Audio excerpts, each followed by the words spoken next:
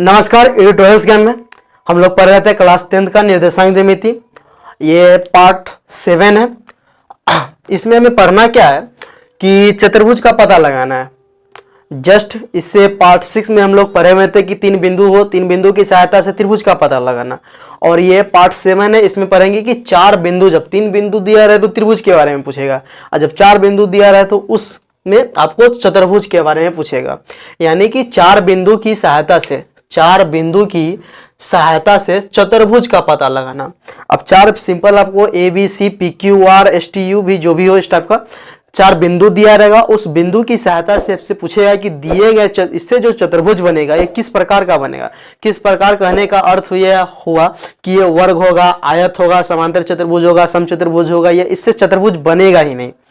तो समझते हैं सबका एक कंडीशन है कि वर्ग कब होगा, आयत कब होगा, समचतुर्भुज कब होगा, चतुर्भुज बनेगा कब नहीं। इसका कुछ ना कुछ कंडीशन होगा। इस कंडीशन को पहले समझ लेंगे, इस थ्योरी को, कंसेप्ट को, तो आगे इस टाइप का जो भी सवाल आए प्रश्नावली में या आपके एग्जाम में उसको आसानी से आप सॉल्व कर सकते हैं। तो सिंपल चार बिंदु की सहायता से चतुर्भुज का पता लगाना। इसका पहले ये समझते हैं कि रूल बनाते कैसे, कॉन्सेप्ट क्या है। पहले तो जो सिंपल चार बिंदु दिया रहे उसको लिख लेंगे। माना कि a इतना x1 y1, आपका a का जो निर्देशांक होगा x1 y1, b x2 y2, c x3 y3 और d x4 y4। हमने एक मान लिया कि निर्देशांक है a इतना, b इतना, c इतना और d इतना, चतुर्भुज के शीर्ष है।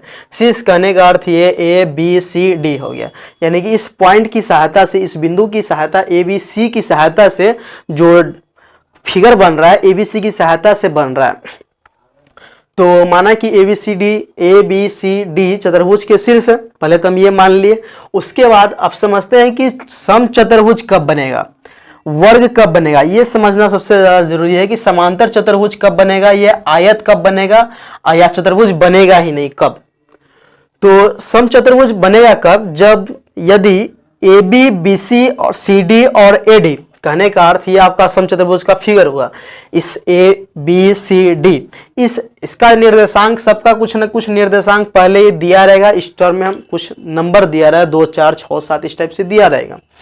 तो समचतुर्भुज बनने का एक कॉन्सेप्ट है कि यदि AB का दूरी सूत्र से हम AB निकालेंगे, BC निकालेंगे, CD निकालेंगे और AD निकालेंगे। यानी दूरी सूत्र से हम लोग AB निकालेंगे, दूरी सूत्र की सहायता से हम लोग BC निकालेंगे, और दूरी सूत्र की सहायता से CD निकालेंगे, और दूरी सूत्र की सहायता से AD निकालेंगे। अगर इस चारों का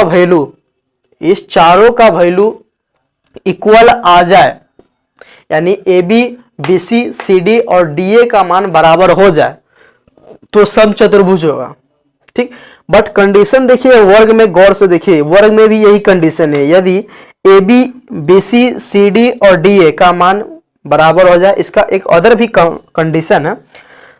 पहले ये कंडीशन इसमें भी है, ये कंडीशन इसमें भी है, दोनों को थोड़ा सेम है। ये दोनों एक जैसा है, ये दोनों एक जैसा है, तो दोनों को साथ ही समझेंगे कि यदि इसका ये वर्ग का फिगर है, ठीक, ABCD दोनों में डिफरेंस क्या है, बस इतना समझ लीजिए। इसका जो विकर्ण है, इसका जो आपका विकर्ण है ये बराबर नहीं है। देखिए अगर आप AC को गौर से देखें और BD को गौर से देखें तो दोनों के लंबाई में आपको डिफरेंस नजर आ रहा होगा। AC देखिए, AC छोटा है, या AC छोटा है BD की अपेक्षा। देख रहे हैं मार्कर से कुछ ज्यादा हो रहा है, ये मार्कर से भी छोटा हो रहा है। तो इस समचतुर्भुज और वर्ग में एक डिफरेंस ये है कि इसका चारों भुजा भी बराबर है, इसका भी चारों भुजा बराबर होगा। इसके चारों भुजा की जो लंबाई होगा, दूरी सूत्र से निकालेंगे तो चारों इसमें भी बराबर आएगा, चारों इसमें भी बराबर आएगा ही आएगा। बट इसमें विकर्ण बराबर नहीं होंगे, इसमें विकर्ण भी बराबर होगा। यानी AC आपका विकर्ण हुआ और BD भी आपका विकर्ण हुआ। इस विकर्ण को नाप कर देखिए, दोनों इक्वल हो रहा है, मार्कर से थोड़ा ज्यादा, इसमें भी मार्कर से थोड़ा ज्यादा है बस। तो दोनों कंडीशन आप समझ गए होइएगा। यानी कि समचतुर्भुज कब बनेगा और वर्ग कब बनेगा। समचतुर्भुज यदि AB दूरी सूत्र से हम AB निकाले, BC निकाले, CD निकाले और AD निकाले, चारों का वैल्यू बराबर आ जाए, इसके बाद एक साथ ही साथ हमको करना क्या होगा, इसी में हमें AC भी फाइंड आउट करना होगा तथा AC भी निकालना होगा। AC निकालेंगे और BD भी निकालेंगे। ये दोनों अगर बराबर ना आए, ये दोनों आपस में बराबर नहीं होना चाहिए। अगर ये दोनों बराबर ना हो तो समचतुर्भुज होगा। अगर ये दोनों आपस में बराबर हो जाए, देखिए ए बी, अगर हम विकर्ण निकाले ए सी और बी डी, सॉरी यहाँ पे बी सी लिखा हुआ है, मिस्टेक हो गया, यहाँ पे बी डी होगा। अगर बी डी ए सी और बी डी निकाले, दोनों का वैल्यू इक्वल ना हो तो समचतुर्भुज होगा। अगर ये इक्वल हो जाए तो ये फिर वर्ग हो जाएगा, क्योंकि वर्ग में भी तो यही निकालना है। A B, B C, C D और डी है, समचतुर्भुज वर्ग दोनों का कॉन्सेप्ट यही, यहाँ पे इतना तक सेम है।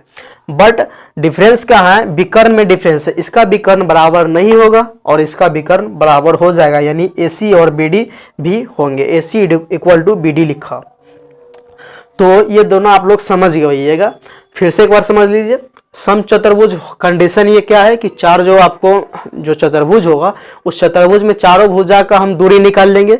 दूरी निकालने के बाद उसका जो चतुर्भुज होगा उसका विकर्ण भी निकालेंगे। अगर विकर्ण इक्वल आ जाए तो वह वर्ग होगा, अगर विकर्ण न इक्वल आए तो वो आपका समचतुर्भुज होगा। विकर्ण पे डिपेंड कर रहा है कि समचतुर्भुज होगा कि विकर्ण होगा। फिर एक बार समझिए, चारों भुजा का दूरी निकालेंगे। चारों भुजा दूरी कहने का अर्थ हुआ कि ए बी निकाल लेंगे, बी सी निकालेंगे, सी डी निकालेंगे और डी ए निकालेंगे।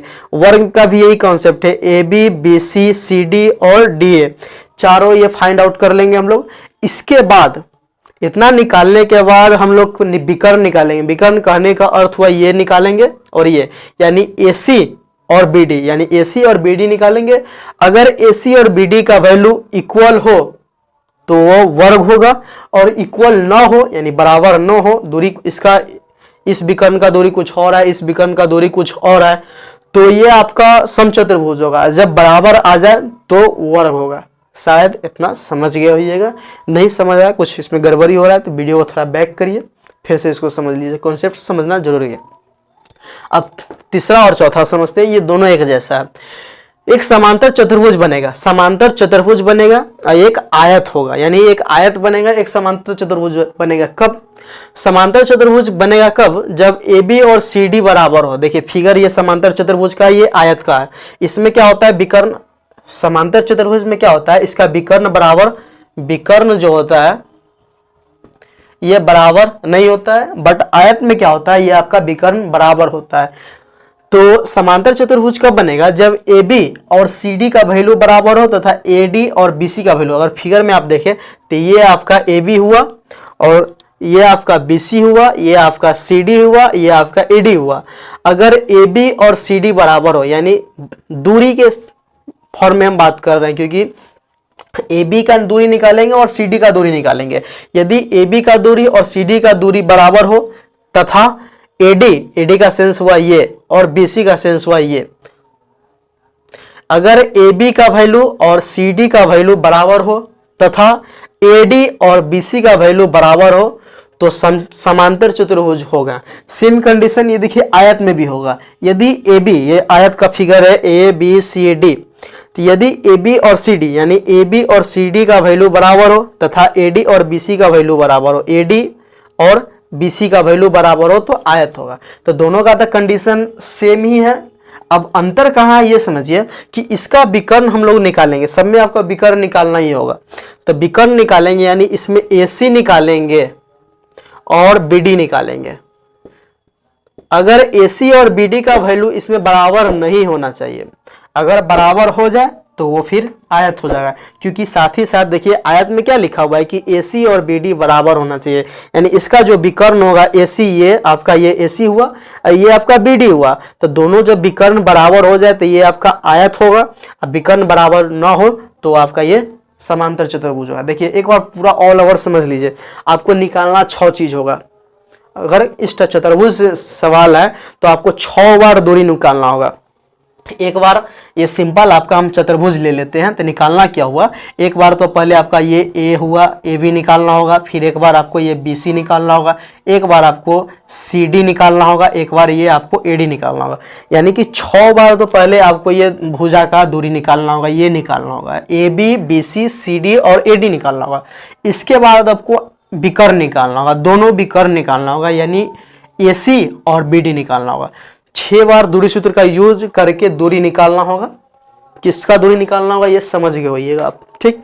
अब ये दूरी निकालने के बाद समझिए एक बार, दूरी निकालने के बाद अगर चारों का डिस्टेंस होता है, जो फिगर बनेगा उसमें चारों का वैल्यू बराबर हो जाए, तो चारों का वैल्यू जब बराबर आए तो इस कंडीशन में दो चीज हो सकता है, या तो वो समचतुर्भुज होगा या नहीं तो वो वर्ग होगा। अब ये दोनों का अंतर निकालने के लिए आपको विकर्ण निकालना होगा। अगर विकर्ण बराबर हो जाए तो ये आपका वर्ग होगा, अगर विकर्ण बराबर ना हो तो ये आपका समचतुर्भुज होगा। यहां तक क्लियर हो गया होगा।